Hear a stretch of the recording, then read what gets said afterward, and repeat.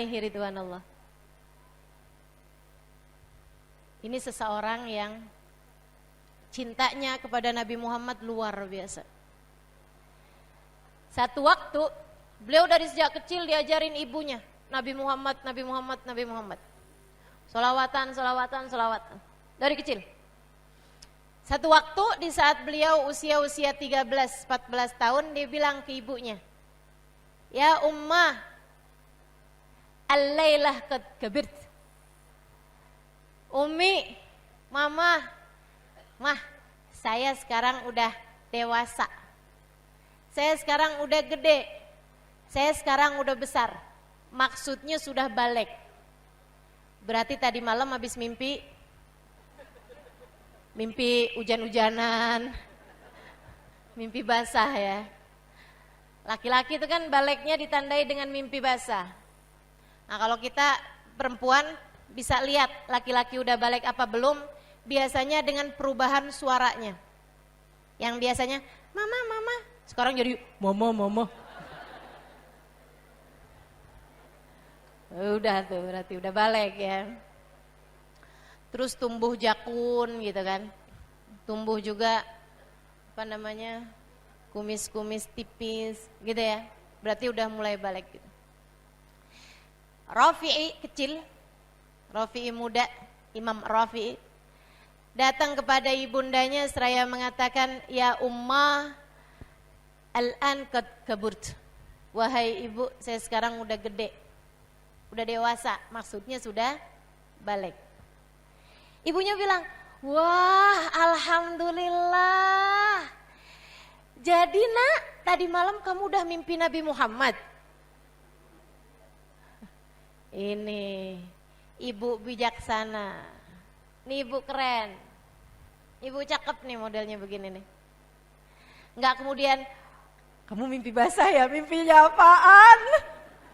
Coba cerita sama mama." Kepo. Fudul ya. Enggak gitu. Ibunya luar biasa. Dia bilang, "Jadi nak, kamu tadi malam udah ngimpi Nabi?" Anaknya bilang, "Enggak gitu mah, bukan gitu." "Terus kamu mimpi apa?" "Mimpi yang itu mah." "Oh, mama kirain kamu bilang kamu udah besar, kamu udah mimpi Nabi Muhammad." "Emang menurut mama saya besar kalau saya udah bisa mimpi Nabi Muhammad?" "Iya nak, menurut mama kamu sudah besar kalau sudah terjalin hubungan yang indah antaramu dengan Nabi Muhammad." Masya Allah. Jadi saya bisa mimpi mah Nabi Muhammad? Bisa dong. Kalau besar cintamu kepada Nabi, kalau Nabi mulai mengenalmu, caranya gimana mah? Banyakin baca sholawat. Maka teman-temannya yang lain pada narik layangan putus, balik lagi. Imam Rafi'i menyibukkan dirinya dengan bersolawat kepada Nabi Muhammad. Oke, alhamdulillah nih hari ya. Kita semua berkumpul. Teman-teman sedikit sekalian saya muliakan, dari pagi kamu sudah berkumpul di sini untuk bisa bersama-sama bersolawat kepada Nabi Muhammad. Anugerah indah yang menurut saya andai kamu datang dari malam sekalipun gak rugi. Karena solawatan kepada Nabi Muhammad bersama dengan rombongan sangat mungkin solawatmu diterima sama Nabi Muhammad. Dan Nabi itu sahibul karam, orang paling dermawan.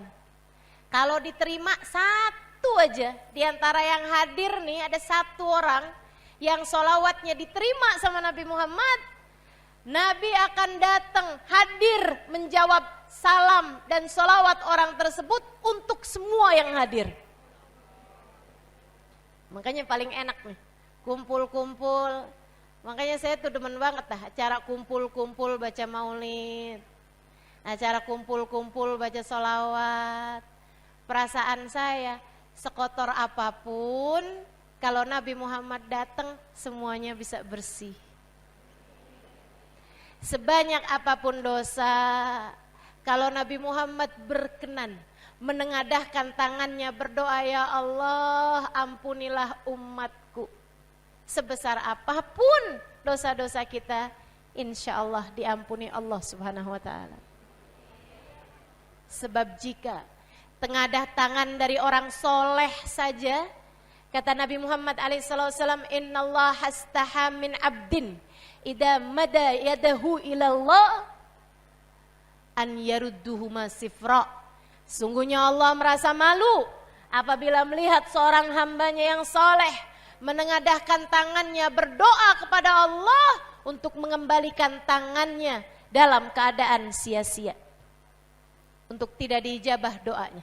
Kalau orang soleh aja Allah malu untuk tidak mengijabah doanya, bagaimana jika yang bertengadah tangan untuk kita adalah Nabi besar Muhammad sallallahu alaihi wasallam, nabinya orang soleh. Dan Nabi sangat mungkin kalau kita bersolawat mohon ampun kepada Allah, Nabi sangat mungkin untuk menengadahkan tangannya dan berdoa, ya Allah ampuni umatku, ampuni umatku, ampuni umatku. Mudah-mudahan semuanya mendapatkan ampunan dari Allah. Amin. Rafi'i pun rajin banget sholawatan. Satu hari beliau bermimpi Nabi Muhammad. Senangnya luar biasa. Sesudah bertahun-tahun, bukan berhari-hari, bukan berminggu-minggu, beliau kerjakan itu istiqomah bersolawat dan memupuk cinta dengan Nabi Muhammad alaihissalam dalam sebuah rumah tangga yang rizkinya dari yang halal, dalam sebuah rumah tangga yang sholatnya terjaga, dalam sebuah rumah tangga yang didikan ibunya benar-benar didikan yang benar, didikan yang soleh, didikan yang tepat seperti yang diinginkan Nabi. Suatu hari Imam Rafi'i bermimpi Nabi Muhammad SAW. Dia bercerita kepada ibunya, ya Ummah, al-lailah qad kaburt. Ummah, sepertinya tadi malam saya sudah mendewasa. Saya sekarang udah besar, mah. Mamahnya udah langsung tahu. Mimpi Nabi ya nak. Alhamdulillah. Ya Allah, mama seneng banget. Alhamdulillah. Nabi ngomong apa nak? Enggak ngomong apa-apa sih mah. Saya cuma ngeliat aja. Nabi belum ngomong apa-apa. Belum. Berarti kamu belum besar. Belum besar. Orang tuh besar kalau diajak ngomong sama Nabi. Gitu ya mah. Iya. Iya deh mah kalau gitu. Beliau pun semakin menyibukkan dirinya dengan bersolawat kepada Nabi Muhammad, mempelajari agamanya Nabi Muhammad, berdakwah dalam jalan hidupnya Nabi Muhammad. Hingga satu waktu beliau bermimpi Nabi Muhammad dan mengatakan kepada beliau sesuatu hal. Pagi harinya diceritakan hal tersebut kepada ibundanya. Ibundanya kemudian bertanya, berapa kali nak kamu mimpi Nabi Muhammad? Ya baru 2 kali ini mah. Orang yang besar, orang yang sering bermimpi Nabi Muhammad. Imam Rafi'i pun bertambah cintanya kepada Nabi, bertambah sholawatannya kepada Nabi Muhammad, bertambah mengerjakan segala sesuatu agar berharap menjadi seseorang yang dicinta oleh Nabi Muhammad alaihissalam. Tidak tertarik dengan dunia, tidak tertarik dengan apapun melainkan kedekatannya dengan Nabi besar Muhammad sallallahu alaihi wasallam. Hingga menjadi seseorang yang setiap malam Jumat bermimpi Nabi Muhammad. Lama-lama tiap 3 hari sekali bermimpi Nabi Muhammad. Lama-lama tiap tidur bermimpi Nabi Muhammad.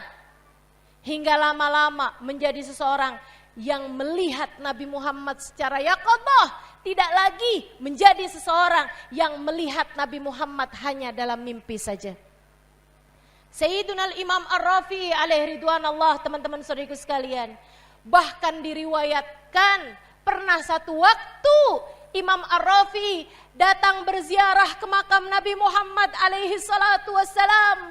Ketika beliau masuk ke dalam masjid, tazalzalal masjid, masjid berguncang seperti semacam gempa kecil karena bahagianya Nabi dengan kedatangan Imam Ar-Rafi'i alaihi ridwanallah. Hingga kemudian Imam Rafi'i pun datang berziarah kepada Nabi Muhammad.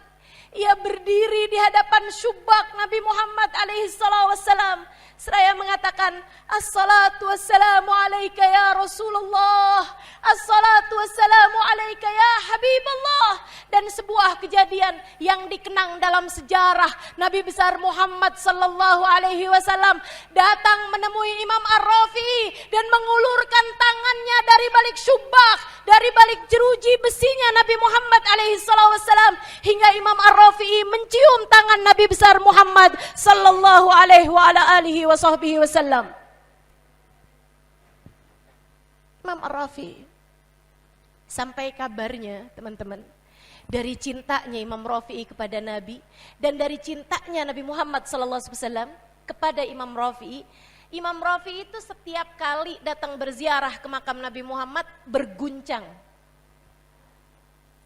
Masjid Nabawi berguncang, Ar-Raudhah Asy-Syarifah, dari harunya, dari senengnya.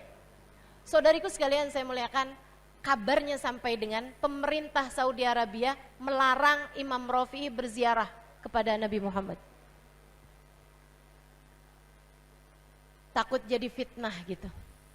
Sampai-sampai kabarnya pula Imam Rafi'i dari rindunya untuk berziarah ke makam Nabi, meskipun selain daripada itu juga Imam Rafi'i seperti yang tadi saya sampaikan, beliau bermunajat langsung kepada Nabi Muhammad alaihi wasallam. Teman-teman saudariku sekalian yang saya muliakan, sampai-sampai Imam Rafi'i itu dari kangennya pengen ziarah ke makam Nabi Muhammad sampai minta dimasukkan ke dalam tandu, kayak jadi mayat gitu, untuk disolatin di Nabawi gitu. Maksudnya biarin deh, saya ziarah dari dalam tandu deh, gak apa-apa deh, yang penting saya bisa masuk Masjid Nabawi. Begitu Imam Rafi'i masuk, langsung buminya Raudhah Asy-Syarifah berguncang. Pemerintah Saudi Arabia langsung minta diperiksa, mana nih Rafi'i? Pasti ada nih Imam Ar-Rafi'i alaihi ridwanullah. Orang-orang tercinta. Saudariku sekalian yang saya muliakan, demikian pula dengan Sayyidi Al-Habib Hamid bin Umar alaihi ridwanullah. Itu juga seperti itu. Beliau itu seorang ulama dari Hadramaut. Kami biasa berziarah makam beliau juga. Makamnya ada di depan makamnya Sayyidina Umar Muhdar. Ya. Adanya di Zambal. Ya, di mana tuh Zambal? Salah satu pekuburan aulianya Allah yang ada di kota Tarim, Hadramaut, Yaman. Mudah-mudahan tangan takdir membawamu berziarah ke sana. Seperti tidak terlalu tertarik ya, aminnya kayak kurang kenceng gitu. Teman-teman sekalian, Sayyidina Hamid bin Umar, satu waktu beliau ulama pada masa tersebut. Satu waktu beliau haji. Waduh, cintanya menabi luar biasa. Cinta menabi, ulama ya. Beliau datang berziarah, beliau habis haji, kemudian berziarah ke makam Nabi, berziarah ke Madinah. Masuk Masjid Nabawi, beliau itu teman-teman sekalian bingung gitu. Saya nih mesti gimana dulu ya? Antara sholat tahiyatul masjid karena masuk Masjid Nabawi atau ziarah makam Nabi. Bingung nih, mana duluan ya enaknya ya? Ziarah dulu atau sholat tahiyatul masjid dulu gitu. Akhirnya beliau kemudian ingat-ingat syariat. Ya udah deh, sesuai syariat aja. Syariatnya kita kalau masuk Masjid Nabawi sholat dulu, sholat tahiyatul masjid. Baru habis itu ziarah ke makam Nabi. Jadi beliau pun akan melakukan hal tersebut. Jadi masuk beliau dengan hati penuh kehusyuan, dengan mata yang banjir dengan air mata kerinduan. Masuk ke Masjid Nabawi, kemudian beliau mepet-mepet tembok, kemudian beliau pun mulai mau mengerjakan sholat tahiyatul masjid. Baru mau Allahu Akbar, tiba-tiba ada orang-orang pada teriak, "Aina Hamid bin Umar? Hamid bin Umar, aina Hamid bin Umar?"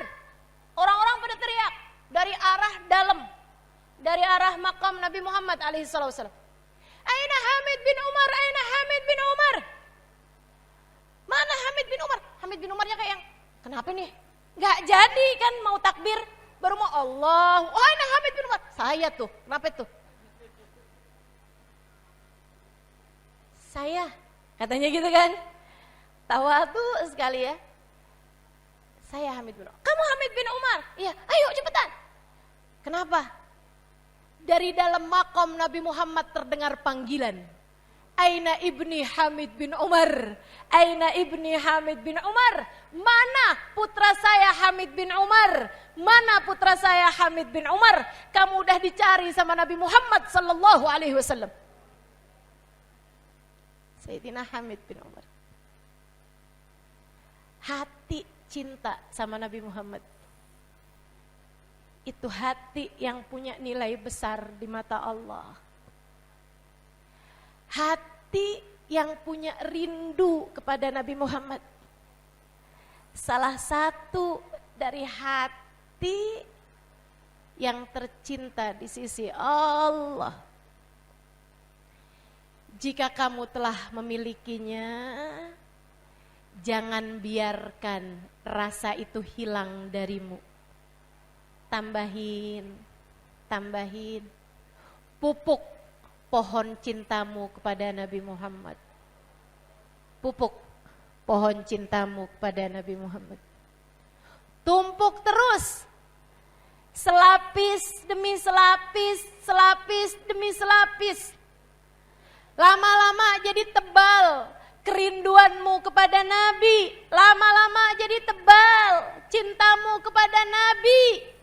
Lama-lama jadi tebal hingga ia layak jadi bekal saat kamu menghadap Allah Subhanahu wa taala di negeri akhirat nanti, karena kamu datang ke negeri akhirat dengan membawa cinta kepada yang paling dicintai oleh pemilik akhirat.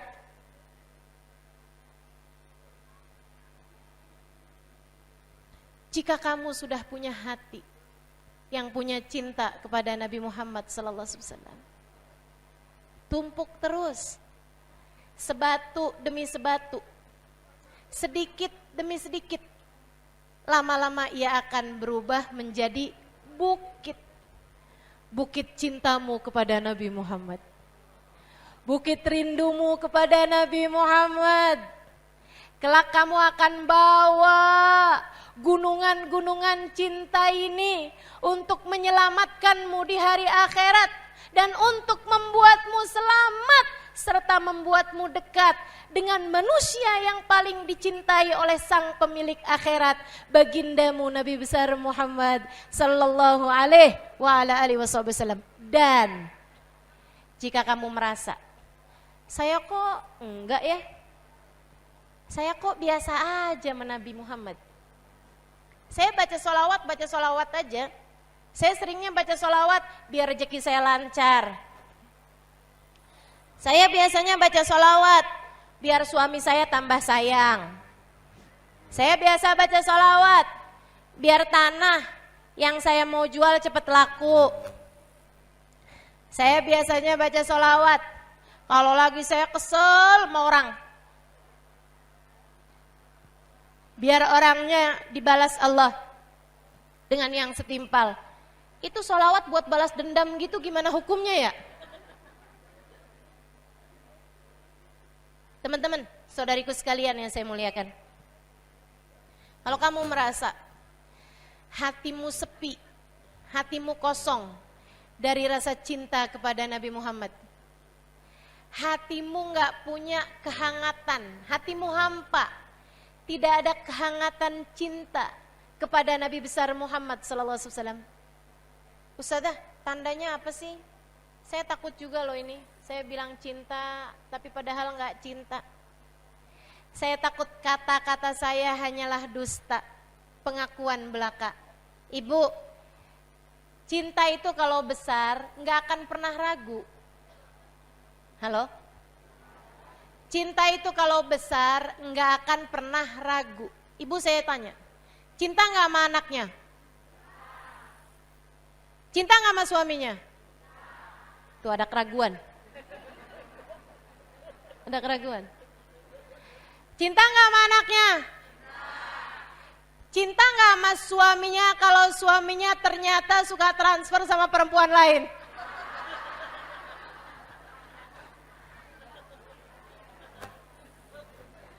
Rada-rada mikir-mikir. Terus mbak jawabnya gini nih, kok ternyata saya benci sama dia. Ternyata cinta sama benci emang tipis bedanya, Bu. Masya Allah. Ibu-ibu sekalian, cinta tuh kalau besar nggak ada keraguan. Saya tanya, ibu-ibu cinta nggak? Kalau cinta nggak sama anakmu? Walaupun anaknya jelek, cinta tetap. Betul nggak? Ya Allah, jahat banget kalau ada yang anaknya jelek nggak dicinta. Ibu cinta nggak sama anaknya? Walaupun dia bodoh di kelas, walaupun nggak naik udah 2 tahun. Cinta nggak sama anakmu walaupun dia nakal? Cinta tetap. Cinta nggak ada keraguan. Tapi begitu saya tanya urusan suami tadi jadi bingung-bingung jawabnya. Cinta kalau besar nggak mengenal keraguan. Teman-teman saudariku sekalian yang saya muliakan, kamu bisa lihat hatimu adakah cinta di dalamnya atau tidak dengan melihat punyakah kamu rindu kepada Nabi Muhammad. Kerinduan yang membuat air matamu menggenang setiap kali kamu mengingat beliau sallallahu alaihi wasallam. Rindu yang membuat ketika kamu diceritakan tentang Nabi Muhammad hatimu bergemuruh. Ya Allah, kapan ketemu? Ya Allah, kapan ketemu? Cinta itu enggak dusta. Hatimu ketika mencinta tidak berdusta. Maka saya sampaikan padamu, kalau kamu bilang, Ustazah, saya ternyata belum punya cinta menabi. Saya solawatan, tapi saya enggak punya cinta menabi Muhammad, Ustazah. Saya enggak pernah ngerti kangen menabi Muhammad. Saya enggak pernah tahu nangis saat baca solawat sama Nabi kecuali saat ingat masalah saya, Ustazah. Saya bilang kepadamu, kalau kamu belum punya cinta sama Nabi Muhammad, jangan berani mati. Jangan berani mati. Emang saya emang gak berani, Ustazah memati. Kalau kamu belum punya cinta sama Nabi, jangan berani mati. Ntar kalau malaikat Israel mau nyabut nyawa kamu bilang, jangan dulu Israel. Saya belum punya cinta sama Nabi Muhammad, jangan dulu. Dan karena kamu gak mungkin melakukan itu, maka bersegeralah mencari cinta kepada Nabi Muhammad dalam hidupmu. Jangan sampai kamu mati belum punya cinta sama Nabi Muhammad. Aku mengkhawatirkan nasibmu, teman-teman. Kalau kamu belum punya cinta sama Nabi, kalau kita belum punya cinta sama Nabi, terus kita mati, siapa yang bakal nyayangin kita? Siapa yang bakal peduli sama kita? Hartamu, Allah udah bilang, yauma la yanfa' mal wala banun illa man atallaha biqalbin salim. Hari itu enggak manfaat orang bawa harta. Hari itu enggak manfaat orang bawa anak. Siapa yang akan menyelamatkanmu? Suami saya Ustazah, anak saya Ustazah, orang tua saya Ustazah. Tidakkah kamu baca dalam Al-Quran, yauma yafirrul mar'u min akhihi wa ummihi wa abihi wa sahibatihi wa bani likulli imri'in minhum yauma idin sya'nun yughni. Hari itu orang lari dari saudaranya. Hari itu anak lari dari ibunya. Hari itu ibu lari dari anaknya. Hari itu suami lari dari istrinya. Istri lari dari suaminya. Semua orang punya urusan masing-masing. Semua mengkhawatirkan nasibnya masing-masing. Yang bisa mengkhawatirkan nasibmu Nabi Muhammad sallallahu alaihi wasallam. Makanya jangan berani mati kalau nggak bawa cinta sama Nabi Muhammad. Teman-teman, saudariku sekalian yang saya muliakan, kalau kamu punya anak kecil, ajarin buat sholawatan, ajarin buat punya cinta. Sering-sering ceritain tentang Nabi Muhammad. Daripada kancil dan buaya, daripada Cinderella, daripada Frozen, daripada dongeng-dongeng yang gak jelas, Batman, Superman, daripada dinosaurus. Jauh lebih sejati, jauh lebih real, jauh lebih pasti. Ceritakan kepada mereka manusia superhero yang dapat menyelamatkan seluruh umat manusia, tidak hanya di dunia, akan tetapi juga di hari akhirat nanti. Nabi besar Muhammad sallallahu alaihi wa ala alihi wa sahbihi wasallam. Biar hati anakmu punya cinta sama Nabi. Kalau udah punya cinta sama Nabi tuh gampang semuanya.